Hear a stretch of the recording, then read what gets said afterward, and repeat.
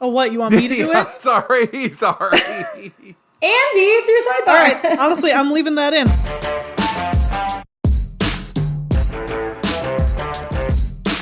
Welcome to Sidebar, the bite-sized episodes of Find Laws Don't Judge Me. I'm Laura Temmie.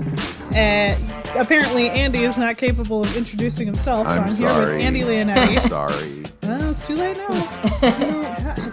See, this is what you should appreciate me a little bit. And we also have Vedi Mehta. Who's going to do the intro? I don't know. You guys are going to have to figure it out on your own. I will be in sunny California. So, we've got a pretty interesting topic to talk about today. It's something that has been in the news quite a bit the last few months.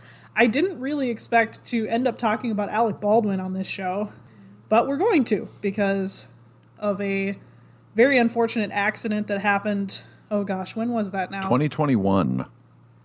2021. Yeah, it's been already. a while. Oh man, it feels like yesterday. And so I know, Andy, you were going to fill us in on some of the details. It's funny, this is going to call back to another time to another sidebar we've done, which is a big mistake that Alec Baldwin made here. But everybody remembers he was rehearsing a scene on the set of a movie in New Mexico, a movie that he was acting in and was serving as the executive producer of his production company. And he was practicing drawing a revolver and pointing it at the camera when the gun goes off and the gun bullet strikes and kills the cinematographer and wounds the film's director. At first, this is it's all, how could the gun go off? How could the gun go off? And well, you know what? The trigger has to be pulled on this gun for it to go off. So the trigger's been pulled. That's determined. But also what Alec Baldwin claims is he was handed what is called a quote cold gun, which is essentially a gun that shouldn't kill somebody. Laura, you've handled weapons. Oh, wow. Okay. Now I have to explain. I've probably talked on the show before about doing theater in the past. And yeah, I have worked on a couple shows where we did use firearms. We generally would use blanks, obviously. But yeah, it's Which surprised me because I was like, wouldn't you just use a prop gun with a sound effect? It depends on the show. It does. Because the thing is, the thing with using a real gun, you get the true noise, you get the smoke, it definitely is a very impactful prop, but obviously these props have to be used very, very carefully. So the shows that I have worked on that involved guns, any actors, any crew, anybody who had to handle the gun had to be trained on it. There's certain safety protocols you have to follow. Yeah. One show, we tested the gun every night before the show to make sure that it wouldn't get jammed or go off by accident or something. It's usually a whole process, yeah. That's for theater, so it does make a little bit of sense that you can't recreate the same sound effect convincingly. Right. But a movie, you feel like it would be different. And I am also surprised that they have real guns. Besides the live round that was in the gun, there were other live rounds. People that asked is why the hell were all of these live rounds on set and not blanks, which are designed to like what you were saying. But the gun, it was a live round. And yeah, that's the really crazy thing. And Alec Baldwin says up and down that he was handed that it was announced, and I think other people have attested to this, that it kind of, as the gun moves through the chain of custody from the armorer, the person whose job it is on set to handle the weapon, hands it to the assistant director, who hands it to Baldwin each time, like it is being announced, cold gun. Mm-hmm. Oh man, this reminds me of going back to torts, and there's a but for cause, like there's like a whole chain of who started the fire. Now, after a lengthy investigation, prosecutors in New Mexico say that they intend to charge Baldwin. This has not happened yet. They intend to charge Baldwin and the film's armorer, Hannah Gutierrez Reed, with involuntary manslaughter charges. But already adding a little, making things a little more difficult for these two is that assistant director David Halls, who Baldwin says is the one who handed him the gun, will be aiding the prosecution because he has already pled guilty to a charge of negligent use of a deadly weapon. And so the main question that everyone's asking is Alec Baldwin going to go to jail? Yeah. Because just for a little context here too, a conviction on involuntary manslaughter in New Mexico usually carries a possible sentence of up to 18 months in prison. However, if a gun is involved, the mandatory minimum prison term becomes 5 years. Yeah. And so everyone's thinking like, holy cow, is Alec Baldwin going to like get locked up for a couple years for this? Yeah. I know he doesn't like it, but I'm going to, because the guy's smart and we love him. Steve Ellison, Esquire. Steve. We love Steve. He's our biggest fan. Who he's a writes dedicated a listener too. So hey there, we know you're listening. For FindLaw, the man is a longtime former practicing attorney, and he's very smart. And what he has said is that at the start of this investigation, it would be very hard for the prosecution to prove that Alec Baldwin is guilty, that there is guilty of involuntary manslaughter. First off, we don't know what evidence prosecutors have, but going off initial news reports of what happened on set, it would be difficult to prove that he committed a crime beyond a reasonable doubt because other people are handing him this gun. However, Alec Baldwin did the one thing we have told people not to do, even on this podcast, on FindLaw.com, and on this podcast. What do we tell you to do? You have one job. If the police want to ask you questions, you shut the hell up and get a lawyer. We don't care if you're a celebrity or if you're innocent. Still, don't talk to them. Get an attorney. People falsely confess to things all the time. Because Alec looks like he might have been able to be fine until he talked. The day that this happened, he went and sat down with two detectives and talked with them for more than an hour, answering every without an attorney. Alec Baldwin has been arrested before for punching people. Yeah, for he getting should know. In scrapes with paparazzi photographers and stuff.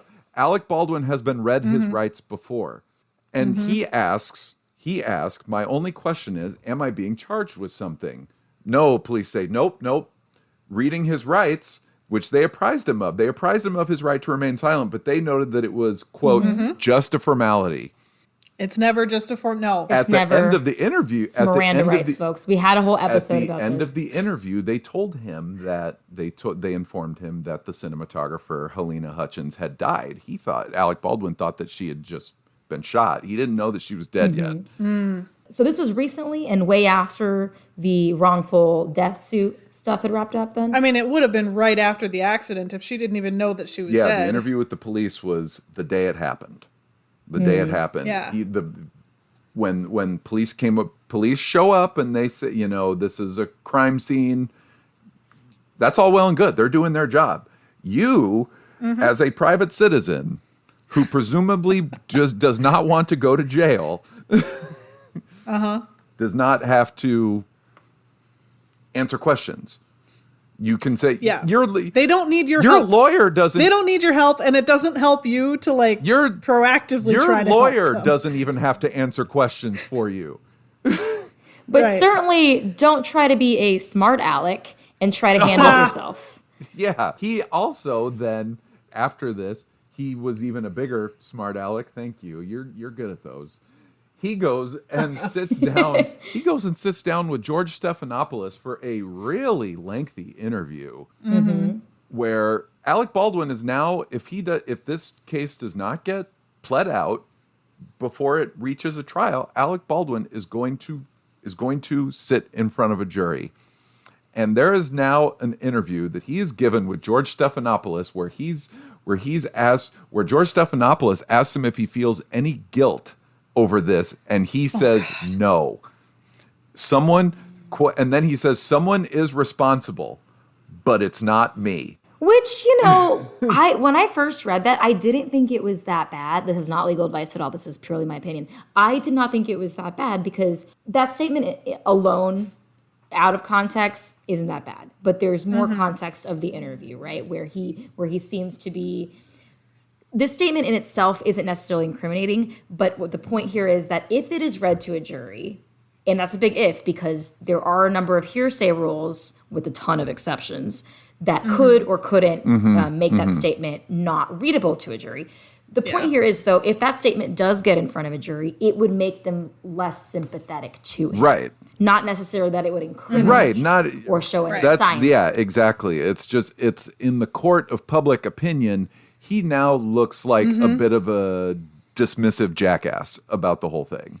Because he's a celebrity and he did these interviews on air, even though a jury is supposed to be like, an ideal jury is supposed to be in a vacuum outside of outside influence, like they're going to have seen this interview.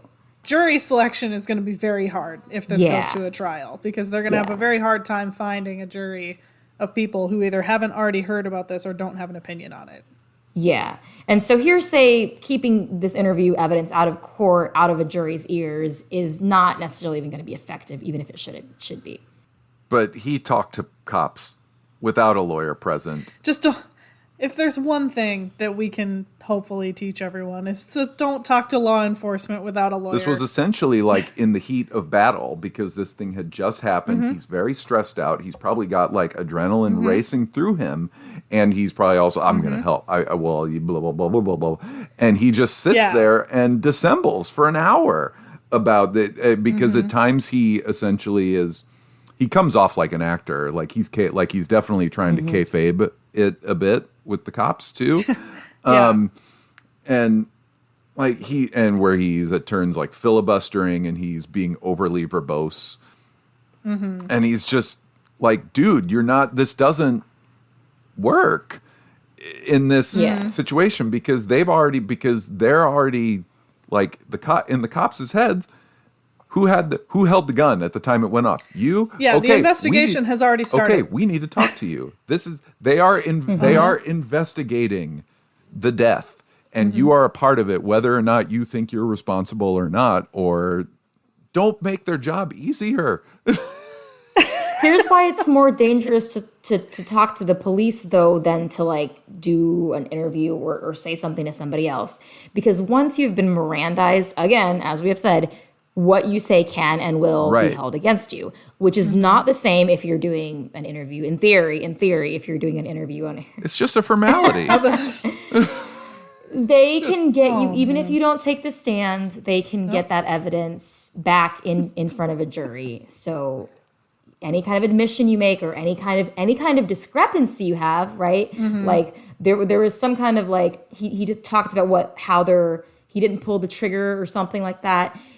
If you slip up and say the wrong thing or say something truthful in front of them and then kind of take your words back in front of the court, then they're going to be able to hold you to that. Yeah, in front of a jury, and then that's a good point. He did. I forgot that he did tell. In that interview, he said that he did not pull the trigger. But a Colt 45 single action revolver must have the trigger pulled. So it's not like he dropped it on the floor or something. Like it was in his hand. He was holding it. He was doesn't pointing. Look good. Yeah. And worst case scenario, if that gets and that will get in front of a jury. If that gets in front of a jury, even best case scenario, he's just going to look like he doesn't remember right, or he's incompetent, or he's negligent. Even if he doesn't, even if the jury doesn't think he's lying or something. Yeah. Right. It all looks bad. It's like, even if he pleads this out and eventually doesn't go to jail, it looks a lot worse for him now than it did a year ago. And remember, he ended up settling a separate civil, not criminal, wrongful death with with the Hutchins family. Yep. In theory, you settling a related suit on related actions is not supposed to influence whether a jury thinks you're guilty, or it's not supposed to be taken as evidence of your own guilt. Right. But the jury will know about it inevitably, and you can tell a jury what to think, but you can't stop making them think of elephants. Yep. Especially if you tell them not to think about an elephant. Like I said, jury, I do not envy the people who, if they have to do jury selection, I do not envy that job because it's going to be very hard. Yeah. Last week I said we probably will never have robot juries. I feel like sometimes it might be helpful. Oh, but then it wouldn't exactly be a jury of your peers, would it? Yep. So good luck to Alec Baldwin and his attorneys, because we think they're going to need a little bit of it. Thanks for listening to Sidebar from Fine Laws Don't Judge Me. We'll be releasing these every other week between our full-length episodes. Please subscribe to, rate, and review our show wherever you listen to podcasts. And if there's a topic you'd like to hear us cover, send us an email at FindLaw.com@thomsonreuters.com.